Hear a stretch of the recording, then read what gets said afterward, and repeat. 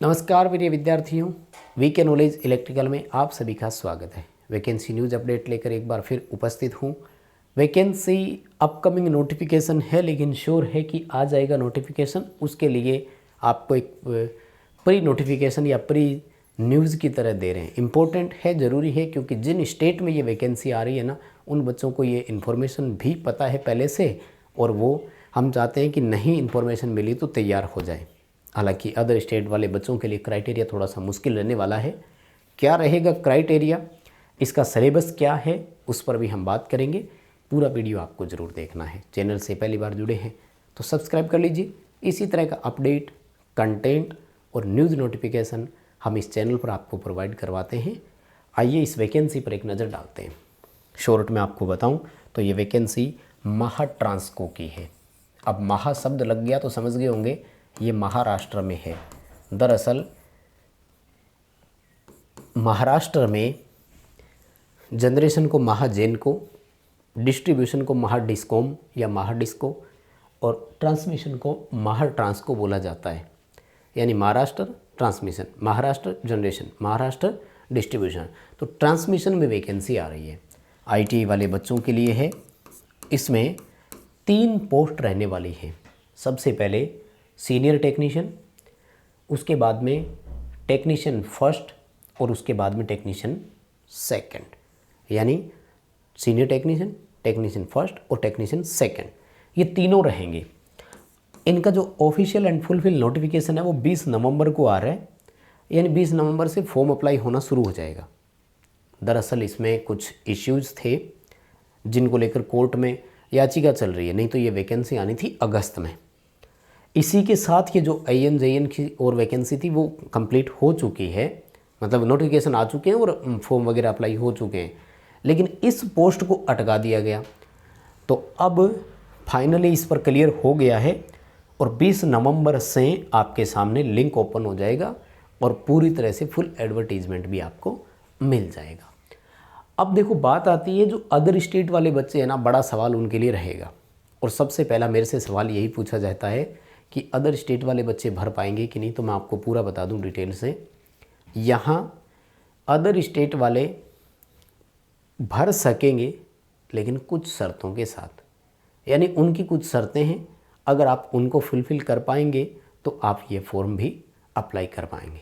जहाँ तक मेरा मानना है, क्या रहने वाला है, या तो वो आपसे पहली शर्त बता रहा हूँ मैं, 10th में मराठी मांगेंगे।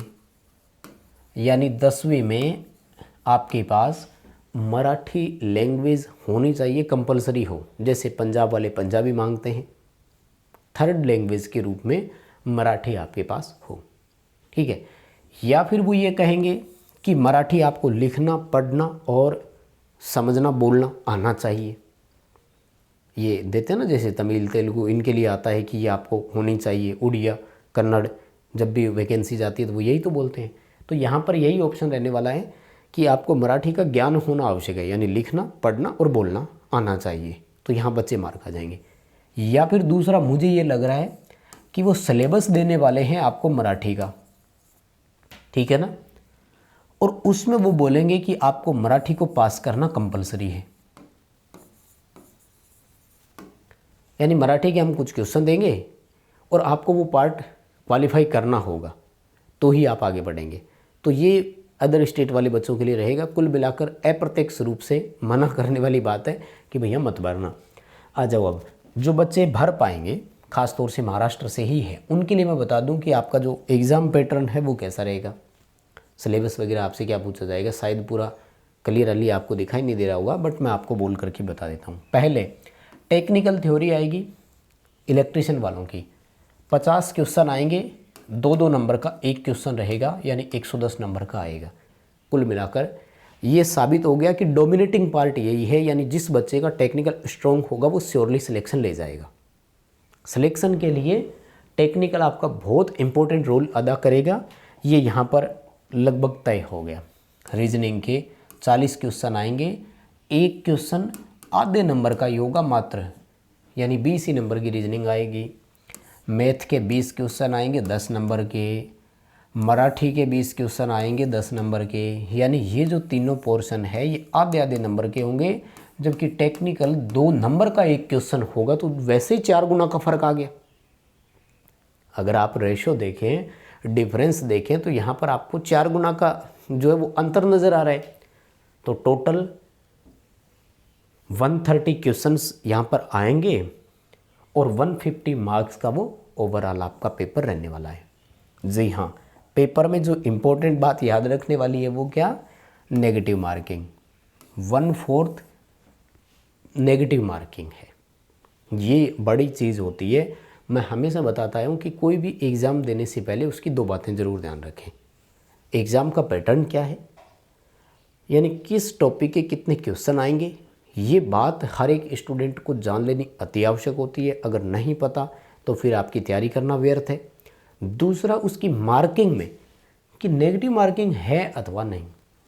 अगर नेगेटिव मार्किंग नहीं है तो कुछ भी छोड़ना नहीं है, और अगर नेगेटिव मार्किंग है तो कुछ भी ओवर ट्राई नहीं करना है, यानी जो नहीं आ रहे हैं उनको छोड़ने में भलाई है। तो ये रहेगा सिनेरियो यहाँ पर। अब रही बात ये कि पेपर के लिए टाइम कितना मिलेगा, तो वो अभी श्योर नहीं हो पाया, लेकिन जहाँ तक मेरा मानना है 120 मिनट मिल जाएंगे। 120 मिनट का मतलब है 2 घंटे का समय आपको मिल जाएगा यहाँ पर। तो 2 घंटे में 120 मिनट में 130 क्वेश्चन हो जाता है, कोई बात नहीं। अब रही बात कि ये भी सुनने में आ रहा है, जहाँ तक पता लगा है, कि आपको यहाँ पर हर एक पार्ट को क्वालिफाई करना पड़ेगा। प्रत्येक पार्ट आपका मिनिमम क्वालिफाई है। अब इनमें से प्रत्येक है या फिर हो सकता है, आई एम सॉरी, अभी नोटिफिकेशन आएगा तो क्लियर हो जाएगा, तब मैं आपको पूरी डिटेल दूंगा। इसको वो एक पार्ट बनाकर रख दें और इन तीनों का वो पार्ट सेकंड बना दें, तो फिर पार्ट 1 और पार्ट सेकंड दोनों अलग अलग क्वालिफाई करना हो ऐसा दे सकते हैं। यानी 20, 20, 40 और 40, 80, 50 प्रश्नों का रेशो रहेगा, 80 क्वेश्चनों का रेशो रहेगा। और इनमें जैसे उसने बोल दिया कि 30% नंबर लाने पड़ेंगे, यानी 30% मार्क्स यहाँ पे इसका और 30% यहाँ से इसका।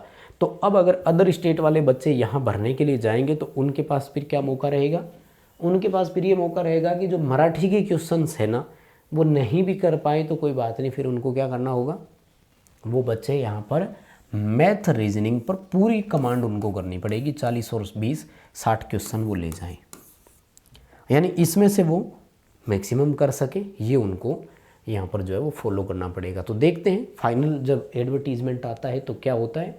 और एडवर्टीज़मेंट जो आपका है वो 20/11/2023 से वेबसाइट पर अवेलेबल हो जाएगा। सो मैं आपको उस टाइम पूरी न्यूज़ नोटिफिकेशन के साथ प्रोवाइड करवाएंगे। अभी के लिए बस इतना ही अपडेट था। वीडियो को लाइक ज़रूर कीजिएगा और डिस्क्रिप्शन में लिंक दिया है, हमारा एंड्रॉयड ऐप डाउनलोड कीजिए। ऐप में हर मंडे यानी हर हफ्ते फ्री टेस्ट प्रोवाइड करवाते हैं जो इसी तरह की कंपटीशन एग्ज़ाम पर आधारित होता है। अभी के लिए बस इतना ही अपडेट था। बहुत धन्यवाद।